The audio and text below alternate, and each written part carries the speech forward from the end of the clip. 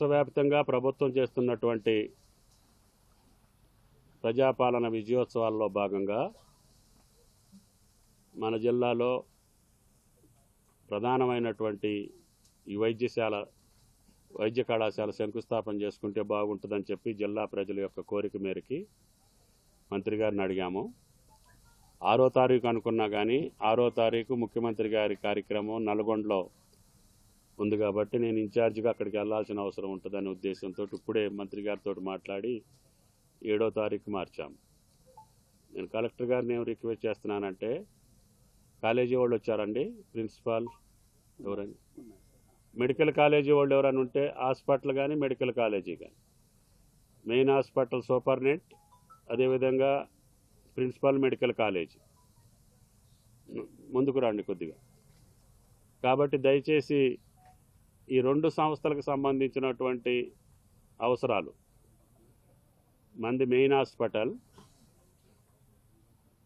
దాంట్లో beds sanction ఎక్కువ ఉన్నాయి కానీ దానికి తగ్గ ఇన్ఫ్రాస్ట్రక్చర్ కానీ స్టాఫ్ కానీ మనకు రాలేదు గత 5-6 సంవత్సరాలుగా.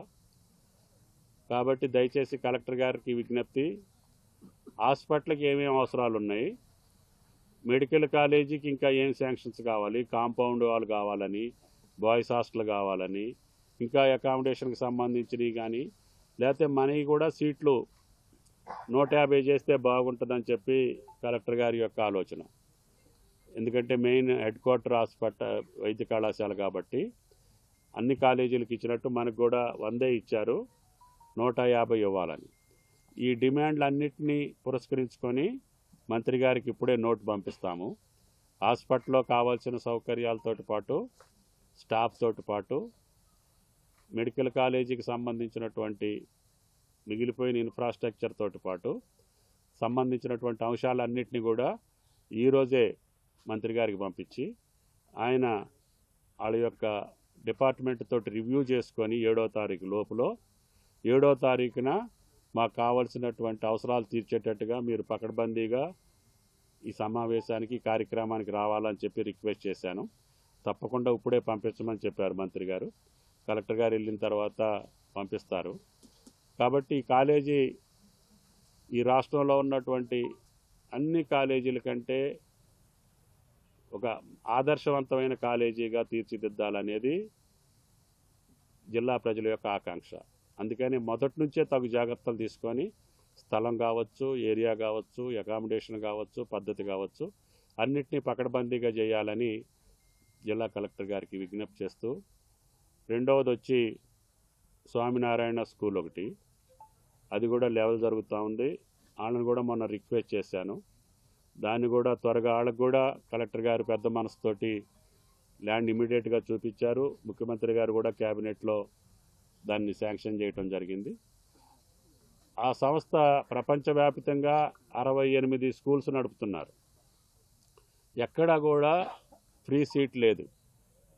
అయినా సరే ముఖ్యమంత్రి గారి యొక్క కోరిక మేరకి మన దగ్గర ఇక్కడ ఎక్కువ గిరిజనులు, పేదలు, బీసీలు అన్ని వర్గాలు ఉంటాయి కాబట్టి స్థానికంగా మాకు వెసులుబాటు ఇవ్వమని చెప్పాము. ఆ పర్సెంటేజ్ ప్రకారంగా క్యాబినెట్ నిర్ణయించిన ప్రకారంగా ఆ సంస్థ చేస్తామని చెప్పి ఒప్పుకుంది. స్వామినారాయణ ట్రస్ట్ వారికి కూడా ఖమ్మం జిల్లా ప్రజల తరఫున ధన్యవాదాలు తెలియజేస్తున్నాను. మూడవది, కలెక్టర్ గారు ఇంటిగ్రేటెడ్ రెసిడెన్షియల్ స్కూల్కి కూడా పక్కనే భూమి ఇచ్చారు. దాన్ని లెవెల్ చేయాల్సిన పని ఉంది. గతంలో అక్రమార్కులు కావచ్చు, వేరే రూపంలో కూడా అక్కడ ఉన్నటువంటి మట్టినంతా తోలుకెళ్ళారు. పెద్ద పెద్ద గోతులు ఏర్పడినాయి. అయినా సరే ఏరియా మంచిది కాబట్టి అది లెవెల్ చేసి అయినా సరే మనం అక్కడే కట్టాలని చెప్పి కలెక్టర్ గారు ఈ స్కూల్ పక్కనే ఆ స్కూల్ కూడా మనకి ఇంటిగ్రేటెడ్ స్కూల్ భవనానికి కూడా మనం శంకుస్థాపన చేసుకున్నాం. ఈ రకంగా అన్ని కార్యక్రమాలు మన జిల్లాలో ప్రధానంగా కొనసాగేటట్టుగా శాసనసభ్యుడిగా నా క్యాబినెట్లో ఉండే అవకాశం కూడా వచ్చింది కాబట్టి అన్నిటినీ పకడ్బందీగా 4 సంవత్సరాల్లో ప్రజలు ఏదైతే ఆకాంక్షించారో రేపు రిజల్ట్ వచ్చిందా 3వ తారీఖు, మీరందరూ నన్ను 3వ తారీఖు గెలిపించారు కాబట్టి 4వ తారీఖు నుంచి అభివృద్ధి కార్యక్రమాలన్నీ చేసుకునే అవకాశం రావాలని, 7వ తారీఖు ప్రమాణ స్వీకారం కాబట్టి ఆ రోజు ఈ మంచి కార్యక్రమానికి శంకుస్థాపన చేస్తే బాగుంటుందని చెప్పి 6 అనుకున్నది 7కు మారింది. కాబట్టి ముహూర్తం కూడా కలిసి వచ్చింది. మీ అందరి యొక్క దయ వల్ల, మీ అందరి యొక్క ప్రోత్సాహం వల్ల, మీ అందరి యొక్క సహాయ సహకారాలు, మీడియా కూడా గతంలో ఏముంది, గత 40 సంవత్సరాలుగా సీనియర్లు చాలామంది ప్రెస్ వాళ్ళకి తెలుసు. మీరు కూడా ఇనుంటారు, కని ఉంటారు, లేకపోతే మీ తండ్రులు మీకు చెప్పుంటారు. 40 సంవత్సరాలుగా నాకు శక్తి వంచన లేకుండా నా కార్యక్రమాలు నేను చేసుకుంటూ పోతున్నా. ఈ మండలానికి ఏంటంటే, ఈ మండలం ఇక్కడ ఉంటుంది ఖమ్మం జిల్లాలో.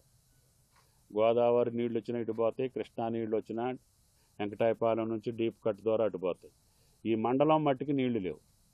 మిగతా మండలాలకి వేరే రూపంలో నీళ్ళు ఇచ్చే అవకాశం నాకు వచ్చింది. కానీ ఆ రోజున ఇక్కడ శాసనసభ్యుడిగా ఉన్నప్పుడు బొగ్గవాగని ఒక డైవర్షన్ స్కీమ్ శాంక్షన్ చేశాను. అది కొంతమంది పెద్దలు కాంట్రాక్ట్ తీసుకొని వదిలేసి వెళ్ళిపోయారు. ఇప్పుడు ఇమ్మీడియట్గా కావాలంటే ఎత్తిపోతల పథకం ద్వారా నీళ్లు వస్తాయని చెప్పి ఈ మండల వాసులందరూ కూడా విజ్ఞప్తి చేశారు. ఇప్పుడు అదృష్టం ఏంటంటే, ఈ పంటకి ఈ భూములు చాలా అనువైనటువంటి భూములు. మా ప్రాంతానికంటే కూడా ఈ తోటలు ఆరోగ్యకరంగా ఉన్నాయి. ఈ గలస నేలలో ఈ తోటకు కావాల్సింది ఏంటంటే, నీళ్లు నిలవ ఉండకూడదు, తేమ ఉండాలి. మొక్క దగ్గర నీళ్లు కనపడకూడదు, కానీ తేమ ఉండాలి. ఈ భూములు దానికి అనుకూలంగా ఉన్నాయి. అందుకనే ఇక్కడ ఉన్నటువంటి రైతులు ఎక్కువ మంది గిరిజనులు ఉన్నారు, తప్పితే వెనుకబడిన వర్గాలు ఉన్నారు. ఎవరున్నా కానీ ఈ పంటను వేయమని చెప్తున్నా. ఈ పంట మీకు ఈ రోజున నిన్నటి వరకు 19,144 ఉంది ధర. ఈరోజు 20,413.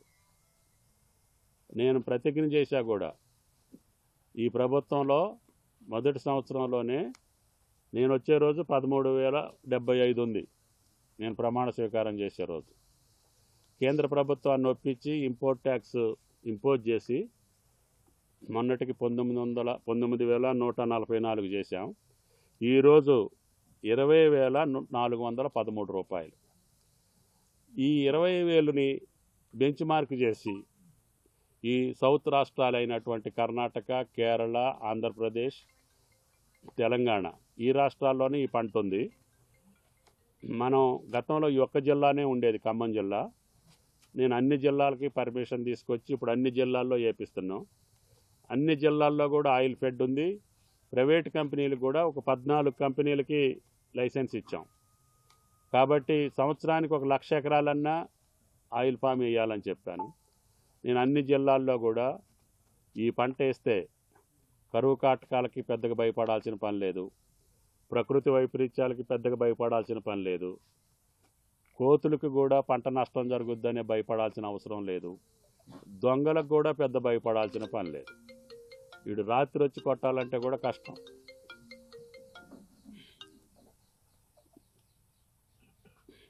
కాబట్టి ఈ పంటని ప్రమోట్ చేయాలని చెప్పి నా జీవిత లక్ష్యం ఖమ్మం జిల్లా 10 నియోజకవర్గాలకి గోదావరి జలాలు తీసుకురావటం, జాతీయ రహదారులు నేను అనుకున్నవన్నీ పూర్తి చేయగలగటం, తర్వాత ప్రతి రైతు ఇంట్లో సిరులు నింపాలంటే ఆయిల్ పాము వ్యవసాయాన్ని కొనసాగించడం. ఇది నా ప్రాథమిక బాధ్యతగా పెట్టుకున్నా.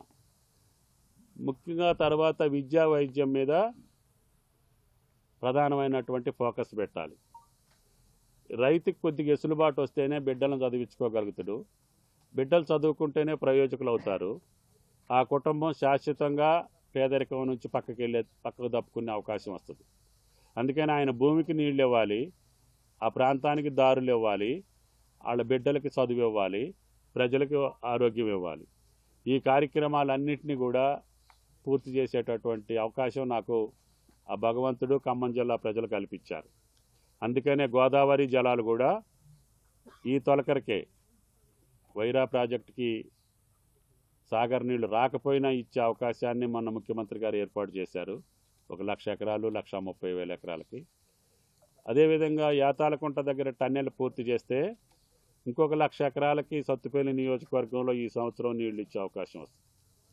కాబట్టి ప్రతి సంవత్సరం 1,00,000 ఎకరాలు పైన 1,00,000-1,50,000 ఎకరాలు నీళ్లు ఇచ్చుకుంటూ ఆ యొక్క సీతారామ ప్రాజెక్టు యొక్క కార్యక్రమాలు ఒక పక్క ఇరిగేషన్ మంత్రి గారిని ముఖ్యమంత్రి గారిని అభ్యర్థించుకుంటూనే ఆ పనుల యొక్క పురోగతిని, ఆర్థిక పరిస్థితులు అంత అనుకూలంగా లేకపోయినా ఇది ప్రాధాన్యత కలిగిన ప్రాజెక్టులో ఏర్పాటు చేసుకొని ముఖ్యమంత్రి గారు కూడా ఎట్టి పరిస్థితుల్లో నీళ్లు ఇవ్వగలిగిన వాటికన్నిటికీ కూడా ల్యాండ్ ఎక్విజిషను, డిస్ట్రిబ్యూటరీ నెట్వర్క్ని పూర్తి చేయమని చెప్పి ఆదేశాలు ఇచ్చారు. దానికి అనుగుణంగా ఇరిగేషన్ మంత్రి గారు కూడా కార్యక్రమం నిర్వహిస్తున్నారు. మరిన్ని వీడియోస్ కోసం ఛానల్ ని సబ్స్క్రైబ్ చేయండి. లేటెస్ట్ అప్డేట్స్ కోసం వాట్సాప్ ఛానల్ ని ఫాలో అవ్వండి. ఆ లింక్ డిస్క్రిప్షన్ లో ఉంది.